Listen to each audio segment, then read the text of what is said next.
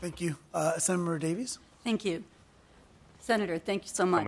You and I have worked together on some very important bills last year and even this year in regards to drug prevention and tools. So when I come to this question and listening to all the, and thank you for everyone on both sides, because again, this is what we're here. We're here to hear your voice, and your voice does matter. Starting out with, obviously, your bill, it's very fine. I mean, there's basically about 3 paragraphs telling us what's in here, so there's not a lot of details.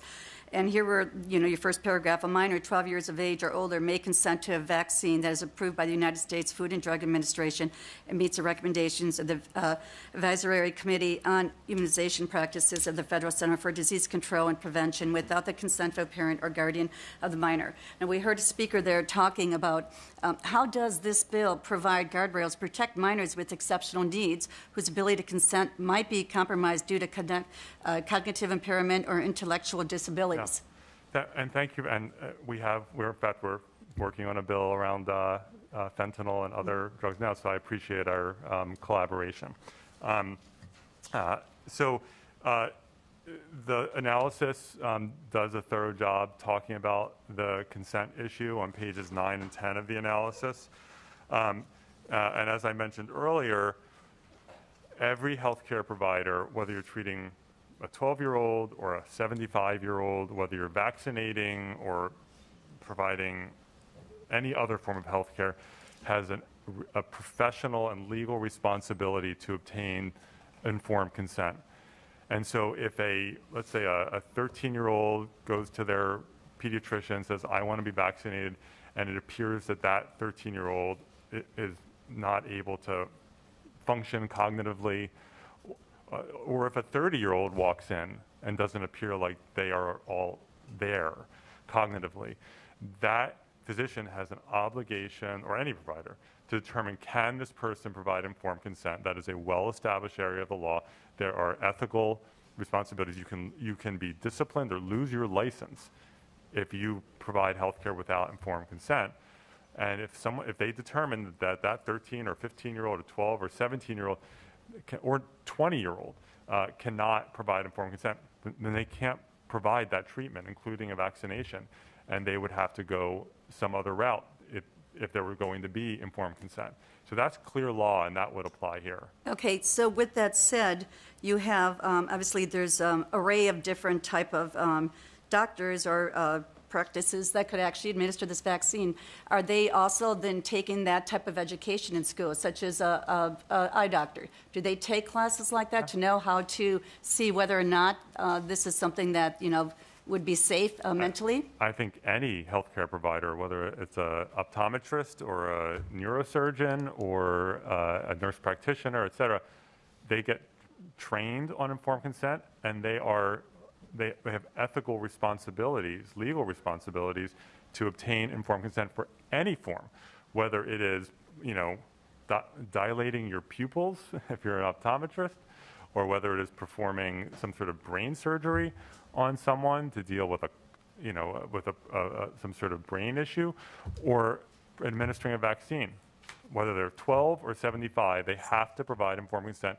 Healthcare providers are trained to do that, and they are bound to do that. So they're trained in mental behavior? They're trained about obtaining informed consent. That is a pillar of healthcare practice, that you obtain informed consent, and that they're required to do that no matter what kind of healthcare they're providing. And you can get in big trouble if you go around providing healthcare to people who are incapable of providing informed consent. They still don't have the training, though, as a psychiatrist would have, or a psychologist would have. I mean, again, there are much more invasive kinds of healthcare for which healthcare providers get informed consent, various kinds of surgery, et cetera. And they're not trained in psychiatry. If you're a neurosurgeon or a heart surgeon or you're an ophthalmologist, you're trained to obtain informed consent, no matter what the age is. And informed consent from teenagers is not a new concept in the law, because we've seen around the country, including California, there's a lot of health care that 12 to 17-year-olds are already allowed to consent to with informed consent, and those healthcare providers have to make that determination. Over their parents making that determination? if the teenager has the legal ability to provide informed consent for health care, then the doctor or pharmacist or whoever else has to make that determination. Okay, so let's go on to the next point is if, God help, some child, and again, let's make sure that because the age of 12 is considered a child, 13 is a teenager. So we're still dealing with children here. If they have an adverse reaction, parents aren't aware of that they had this done, they vaccine, God forbid they die, who's liable for that? And just to be clear, 12 to 17-year-olds are already able to consent to various vaccines and other forms of health care. So just to be clear, this is not a new thing. If someone, we know that vaccines are overwhelmingly safe and effective. In the rare case where someone has a side effect, they have the ability to make a legal claim under federal law in the vaccine compensation process, and that's been around for decades. And that you are able to do that, including people under the age of 18. So if something, again, God forbid, a child dies, 12-year-old child or a teenager, 13, the parent then can go and sue that person that gave him that vaccine. And I just want to say this because I've seen a lot of people, and I bring up COVID because really all the witnesses were dealing with COVID that we heard. And that I know a lot of people, believe it or not, that had side effects with taking the vaccination, and they were trying to sue, and they got nothing, and they've been put back and back. So right now, that doesn't seem to be working with this. So I guess there's got to be some type of liability. If all of a sudden I come home and my child, I come home from work 5 hours later, and my child's laying there, and I didn't realize even that they had the vaccination. I call the hospital. They come in, and they're like, well, what's wrong? I don't know. I mean, there's got to be, how is the parent supposed to know this is happening? Is there a form that once they get it, the child can consent, but then they have to go home and just say, hey, so I got this?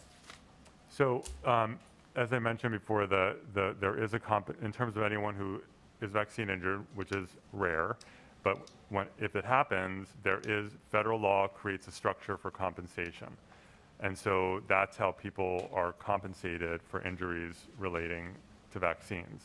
And that is in lieu of a regular lawsuit that you would file. You go and you get compensated that way. And that's been the law for many years. And I get that as well. But again, as we say, that happens. I mean, a compensation is nothing when a child could be damaged for the rest of their life or they die. So saying that we do have a compensation, I guess what I'm trying to get here is this is a parental right, a right to know that their child is safe. Why is it that we have them have to write consents if they want to take a field trip? Why is it that they have to have consent of right, if they want to play a sport? But we can go ahead and give a 12-year-old, 13-year-old the right to make this decision. This is not about vaccinations. This is about the rights of parents. I can tell you growing up, and you were saying that these kids are going, listen, my parents won't let me get this vaccination. My parents won't let me get this type of immunity. Growing up, I remember, with living in Wisconsin, and I wanted to go to that football game, and it was snowing. And I'm like, Mom, I want to go. And she's like, you're not getting in a car or a bus because it's dangerous. But I'm like, but the other kids are doing it. Well, you're not the other kids. And you know what? I said, well, you're not fair. You don't listen to me. You don't understand. That's the same type of reason a child could come up and say the same thing, going, my mother doesn't understand. She doesn't want me to have this vaccination. We don't think really well when we're kids. We just know what we're angry about, and these are our emotions and our feelings. But common sense tends not to come in there, again, at the age of about 25. So why, when we're looking, you said about 78% of all kids are vaccinated. Instead of taking the rights away from parents for that 25%, why don't we educate and have education for the parents? And just because something is a bill doesn't mean it's a good bill. I could go on and on and on about bills that aren't good. So let's work together and let's look at education. You know what? You're teaching the kids education here, but the parents may not have the education. As you said, we have orientation. Let's bring parents in. Let's talk to them about the questions they may have so that they can make that decision.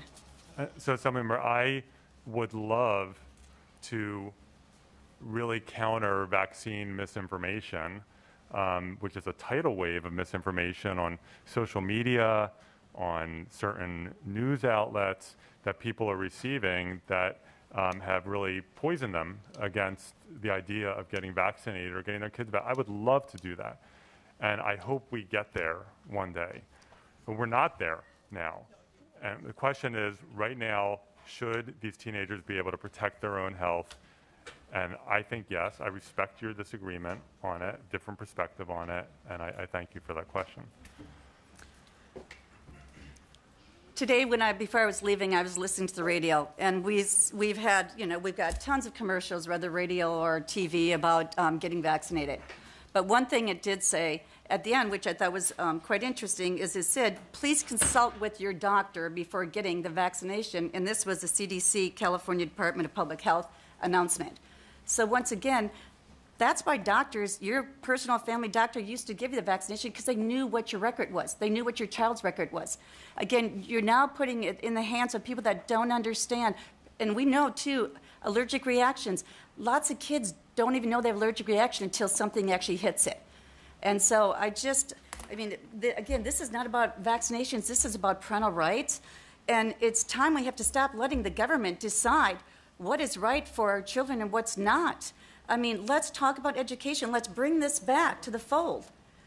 You know, it's to take that right away from a parent. To me, is just, it's unconstitutional. It's just not right. These are parents that have decided to have children. They sit there, and we know how much care they put into every thought they do, what school they're going to go to, what they're going to learn. This is their health. Their parents have the right to have their health. Your parents took care of your health. They had the right to decide on your health. My parents had the right to decide on my health because they knew what my health was. And again, on the decision or on the comments of my colleague over here, a lot of kids, they don't know what their medical, I didn't know that my parents, had allergies. I didn't know that cancer ran in my family. I didn't know certain things that I, would have known if I had to be asked. And then just one more. If a child is 12 or up, what is the proof that they bring? So I'm going to go to be someone says, listen, I can actually provide vaccinations. What proof do I have? What proof do they ask? Do they say, can I see your ID? Because I don't know how many kids have IDs, and if they don't, it's probably easy enough to get fake IDs, because I know that you can get a lot of different things fake right now. So what are you verifying? And said, all right, this looks good. Yep, you're good to go. So where's the proof of their age? Again, that's also healthcare providers have to verify various kinds of information, including age, and right now there are ages of consent in California at 12 or 18 or something else. But what are they using then? What is it that they ask for? Because there's got to be something going, just like when you have to go before something and says, I want to see a legal driver's license or a passport.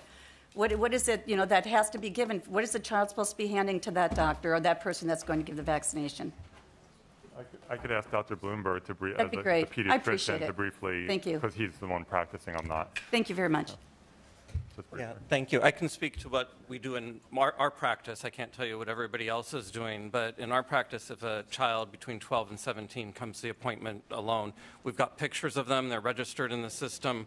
We know who they are. We ask for their birth date, and we ask for at least 2 independent forms of identification to confirm they are who they say they are. So what 2 forms would a 12-year-old have? So it could be anything from, it could be birth date, the names of their parents, their phone number, their home address, those sorts of issues. So it's not proof, it's just information they're giving you. That's just information. Right. These are kids who are known to our system already, so we've got a picture of them in the system too, so we've got their picture also. But this isn't something that is across the fleas. You said this is something you do, but it's not something that you could say, do all doctors do this? Does everybody that gives this do that? Yeah, I can't speak to others. Correct. Okay. Thank you. Well, I appreciate you taking the time. Again, I really hope my colleagues listen and we really think about the rights we're taking away out of the hands of parents. This is important. And let's go back and look at perhaps education. We talk about education, but we need to, if this is what the problem is perhaps they don't understand. Maybe they do, maybe they don't. But they also have a right to make decisions for the kids. It is not our place up here. It's not our place up here to decide what you do with your child, what you do with your child. Our job is to listen, and if you listen today, again, it's overwhelming, and I've had overwhelming calls into my office on this issue for the last year and a half. And I hear those voices, and we have to remember, I don't just vote for my district. I vote for each and every one of your districts, and we've heard an array of different comments coming from different areas. So remember that this vote doesn't just affect your district, it affects every single Californian, and that we owe it to them to hear their voices and make good common sense decisions. And to me right now, giving parents the right to take care of their kids and make decisions, especially when it comes to health, that is what's right. Thank you. Thank you. Any other